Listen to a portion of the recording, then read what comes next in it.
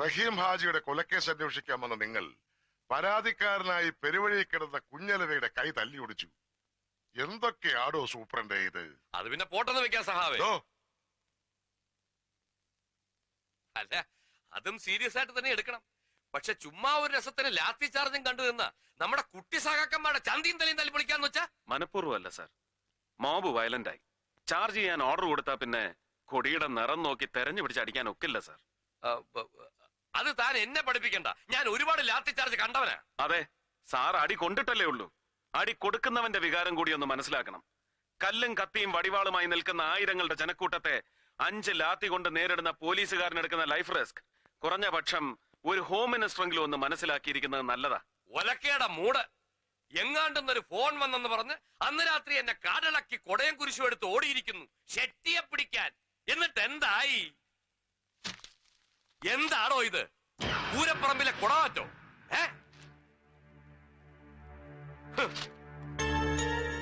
മന്ത്രിസഭയെ നാറ്റിച്ചതിന് സമാധാനം പറയണോ? Stupid, useless. ഇത്തരം നാസ്റ്റി കമന്റ്സിന് പ്രാസോപ്പിച്ചുള്ള മറു ഡയലോഗ് മലയാളത്തിലും ഇംഗ്ലീഷിലും വെച്ച് കീറി കയ്യടി വാങ്ങിയാ ഞാൻ ഇവിടം വരെ എത്തിയത്. ആ സ്കോപ്പ് ഈ ജംഗ്ഷനിലും ഉണ്ടെന്നറിയാം. പ്രയോഗിക്കുന്നില്ല. കയ്യടി വേണ്ടാഞ്ഞിട്ടോ ഭയന്നിട്ടോ ഒന്നുമല്ല, സൗകര്യമില്ല. ഇത്തരം നാഷണൽ വേസ്റ്റുകളോട് വായിട്ടലയ്ക്കാനുള്ള ക്ഷമയില്ലാഞ്ഞിട്ടാണ് സാർ. കൂടുതൽ വാലിട്ടിളക്കണ്ട. ഒരു IPS കാരൻ മുഹമ്മദ് സർക്കാർ. തനിക്ക് ഏതവനാണോ ഈ പേരിട്ടത്? സാറിന്റെ അച്ഛൻ.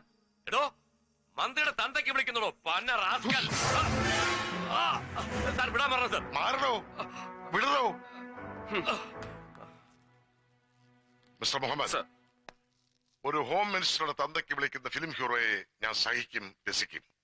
എന്റെ സബോർഡിനേറ്റിനെ തന്തയ്ക്ക് വിളിക്കുന്ന റിയാലിറ്റിയെ I will not tolerate. You have to tolerate sir. പറഞ്ഞത് സത്യം തന്നെയാണ്. ഞാൻ ആരെയും തെറി വിളിച്ചിട്ടില്ല. എന്റെ മിനിസ്റ്റർ എന്നോട് ചോദിച്ച ചോദ്യത്തിന് ഞാൻ സത്യസന്ധമായ ഉത്തരം പറഞ്ഞു. That's all. മുഹമ്മദ് എന്ന പേര് ഉപ്പയിട്ടാണെങ്കിലും സർക്കാർ എന്ന വാല് മുളപ്പിച്ചു തന്നത് ഇദ്ദേഹത്തിന്റെ അച്ഛൻ തന്നെയാ, നാരായണൻ നമ്പ്യാർ. അതെ സർ, മലബാറിൽ നിന്ന് കുടിയിറക്കപ്പെട്ട ഒരു പാവപ്പെട്ട ഖെസ് പാട്ടുകാരനെയും കുടുംബത്തെയും സമുദായ പാർട്ടിക്കാരി കെട്ടി എഴുന്നള്ളിച്ച് തിരുവനന്തപുരത്ത് സെക്രട്ടേറിയറ്റിന് മുന്നിൽ കൊണ്ടുവന്ന് പ്രതിഷ്ഠിച്ചു. കരുണയ്ക്ക് വേണ്ടിയുള്ള സമരം. അന്ന് നിങ്ങൾ തൊഴിലാളി വർഗ തമ്പ്രാക്കന്മാരുടെ ഭരണകാലം. അവരും കനിഞ്ഞില്ല. അവിടെ കുത്തിയിരുന്ന് പാട്ടുപാടി എരന്ന് മടുത്തപ്പോ എന്നെ മുഹമ്മദ് റാഫിയാക്കാനുള്ള ആഗ്രഹം ഉപ്പ ഉപേക്ഷിച്ചു. ഉച്ചക്കഞ്ഞി ഉറപ്പായ സർക്കാർ സ്കൂളിൽ ചേരാൻ പോയ എന്റെ വീട്ടഡ്രസ് ഹെഡ്മാസ്റ്റർക്ക് പറഞ്ഞു കൊടുക്കാൻ എഴുത്തും വായന അറിയാത്ത എന്റെ ഉമ്മക്ക് കഴിഞ്ഞില്ല.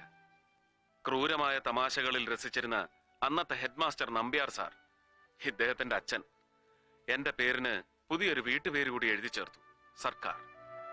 സെക്രട്ടേറിയറ്റിന് മുന്നിൽ നിന്ന് എത്തിയവനല്ലേ ഈ മമ്മൂഞ്ഞ്. മുഹമ്മദ് സർക്കാരായി, മുഹമ്മദ് സർക്കാർ.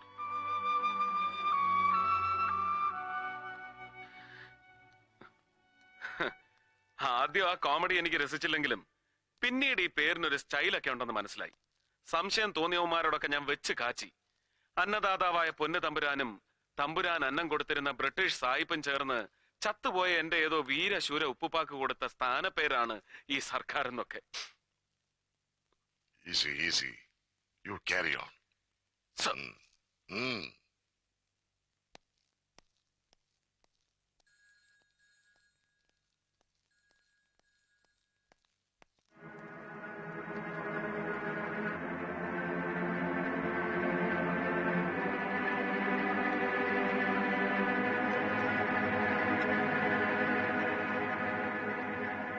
മായൻകുട്ടിയുടെ മകൻ അല്ലേ? ചങ്ങാതിമാരായിരുന്നു ചെറിയ ക്ലാസ്സിൽ. ഉപ്പ പറഞ്ഞ് കേട്ടിട്ടുണ്ട്. ഞാൻ ഡൽഹിയിൽ നിന്ന് പഠിപ്പ് കഴിഞ്ഞ് മടങ്ങി വന്നപ്പോഴാ മായൻകുട്ടി മരിച്ചതറിഞ്ഞത്. ഓർഫനേജിലായിരുന്നു പിന്നീട് അല്ലേ?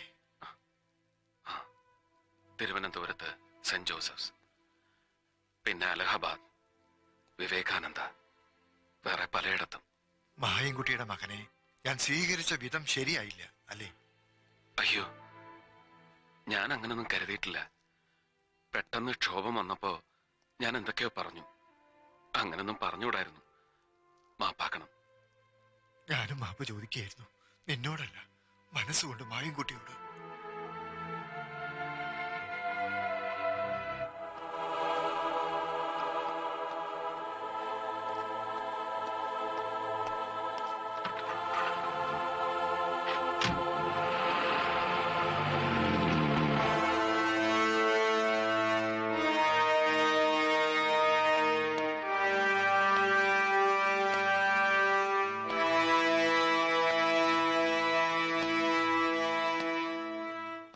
എനിക്ക് IPS ഇല്ല, പറഞ്ഞു വരുമ്പോ സാറിന്റെ അത്ര നക്ഷത്രവും ഇല്ല. പക്ഷേ 15 വർഷത്തെ സർവീസ് കൂടുതലുണ്ട്. ആ കൺസിഡറേഷൻ പോലും സാർ ഇന്നലെ എനിക്ക് തന്നില്ല. സാറ് മിനിസ്റ്ററുടെ തെറിയും കേട്ട് പത്രത്തിൽ പടവും വന്ന് 4 മെനക്കേടായിട്ട് നിൽക്കുമ്പോ ഞാൻ വീണ്ടും ഉപദേശിക്കുകയാണെന്ന് വിചാരിക്കരുത്. ഒരൊറ്റ ഒരുത്തനെയും വിശ്വസിക്കരുത്. ദാ ഈ ഞാനടക്കം പോലീസിലുള്ള ഒരമ്മമാരെയും വിശ്വസിക്കരുത്. ഏത് നിമിഷം ഏതവനാ കയറി ഷെട്ടിയുടെ ഒറ്റുകാരനാകുന്നതെന്ന് പറയാൻ പറ്റുകയില്ല. അതാ നരേന്ദ്ര ഷെട്ടി. വൈകിട്ട് 2 സ്മാളും പിടിപ്പിച്ചുകൊണ്ട് വീട്ടിൽ ഇരിക്കുമ്പോൾ ചിലപ്പോ തോന്നും കൂടെ കിടക്കുന്ന എന്റെ ആലീസിനെ പോലും വിശ്വസിക്കാനൊക്കെ ഇല്ലെന്ന്. അയ്യോ, ചിരിക്കാൻ പറഞ്ഞതല്ല. ഷെട്ടിയുടെ കാര്യം വരുമ്പോ പോലീസിലുള്ള ഒരുവന്റെയും പെമ്പിളമാരെ വിശ്വസിക്കാനും ഒക്കെയല്ല എന്നാ ഞാൻ പറഞ്ഞതിന്റെ അർത്ഥം. എല്ലാവരുടെയും കാര്യം എനിക്ക് അറിഞ്ഞൂടാ, പക്ഷെ ആലീസിനെ വിശ്വസിക്കാൻ കൊള്ളുകയല്ല, തീരെ കൊള്ളുകയല്ല. അല്ല, മൊത്തത്തിൽ പറഞ്ഞപ്പോ ഒരു താളത്തിനങ്ങ് പറഞ്ഞെന്നേ ഉള്ളൂ. ആ താളം കറക്റ്റാ, അസല് ത്രിപുട താളം. ആലീസ് കള്ളി തന്നെയാ, പരമ പെരും കള്ളി. ഭർത്താവില്ലാത്ത നേരം നോക്കി സന്ധ്യമയക്കത്തിന് ചെറുപ്പക്കാരനും കാണാൻ കൊള്ളാവുന്നവനുമായ പരപുരുഷനെ ഫോണിൽ വിളിച്ച് കിന്നരിക്കുന്നവളെ കള്ളീന്ന് മാത്രം വിളിച്ചാ മതിയോടോ ജോൺ വർഗീസേ? പോരാ, അതാ ഞാൻ പരമ പെരും കള്ളി എന്ന് വിളിച്ചത്. അതെന്നാ സാറേ വീട്ടിലിരിക്കുന്നവരെ കുറിച്ച് ഒരുമാതിരി മൊനവച്ച മറുഭാഷ പറയുന്നേ? ഈ ആലീസ് നല്ല ഉരുപ്പടിയായിരിക്കും, ഏത് ഷെട്ടിക്കും പറ്റിയ അസല് മുതല്. സാറേ ദേ ഒരുമാതിരി പൂവമ്പഴം അണ്ണാക്കി തള്ളി വർത്താനം ഉണ്ടല്ലോ, അത് എന്നോട് വേണ്ട.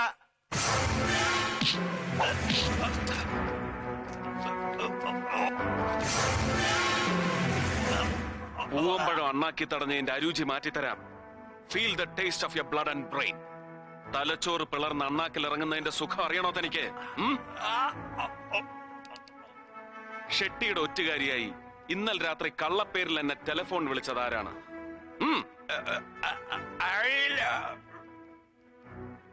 ശർമ്മ.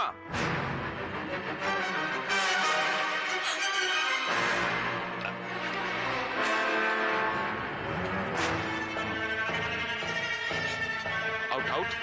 സർ,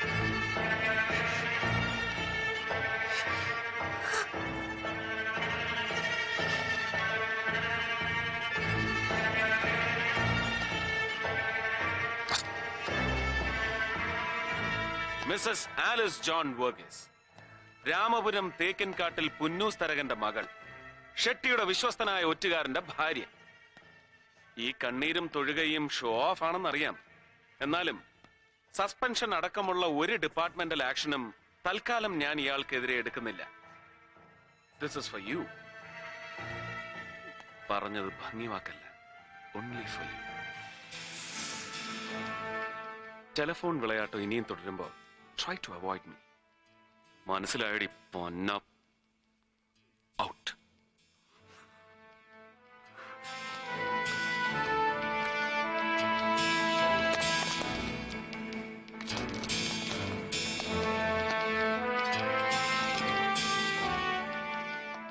എനിക്ക് ലഭിച്ച ടെലിഫോൺ കോൾ ഫേക്ക് ആണെന്ന് അറിയാമായിരുന്നിട്ടും ഞാൻ ഇന്നലെ ഒരു റെയ്ഡിന് ഇറങ്ങി പുറപ്പെട്ടത് മണ്ടം കളിക്കാനല്ല, 2 ലോഡ് സെക്കൻഡ്സ് വിദേശ മദ്യം പിടിച്ച് വീരദേശാഭിമാനി ചമയാനും അല്ല, ഒറ്റുകാരെ കണ്ടുപിടിക്കാനാണ്. ഷെട്ടിയുടെ ഒറ്റുകാര്. അത് ഗ്രാസ് റൂട്ട് ലെവലിൽ മാത്രമേ ഞാൻ പ്രതീക്ഷിച്ചുള്ളൂ. പക്ഷേ ഷെട്ടി ആ ലിമിറ്റും ക്രോസ് ചെയ്തു. ഡെപ്യൂട്ടി പോലീസ് സൂപ്രണ്ടും അയാളുടെ ഭാര്യയും വരെ ഒറ്റുകാർ. ഒരിക്കലും ശാപമോക്ഷം കിട്ടാത്ത ഈ മുടിഞ്ഞ ഡിപ്പാർട്ട്മെന്റിൽ ഒരുവനും വൺ മാൻ ഷോ നടത്തി ഷൈൻ ചെയ്യാൻ കഴിയില്ലെന്ന് എനിക്കറിയാം. പക്ഷെ ഞാനത് വിശ്വസിക്കുന്നില്ല. ഞാൻ ആ ഷോ നടത്തും. ഷെട്ടിയല്ല, ഒരു കവലച്ചട്ടമ്പിയെ അറസ്റ്റ് ചെയ്യാൻ പോലും നാണം കെട്ട ഈ പോലീസ് ഫോഴ്സിനെ വെച്ച് കഴിയില്ലെന്ന് എനിക്കറിയാം. ഒറ്റുകാരുടെ എണ്ണം ഒരു ജോൺ വർഗീസിൽ ഒതുങ്ങുന്നില്ല. ഉണ്ടോ?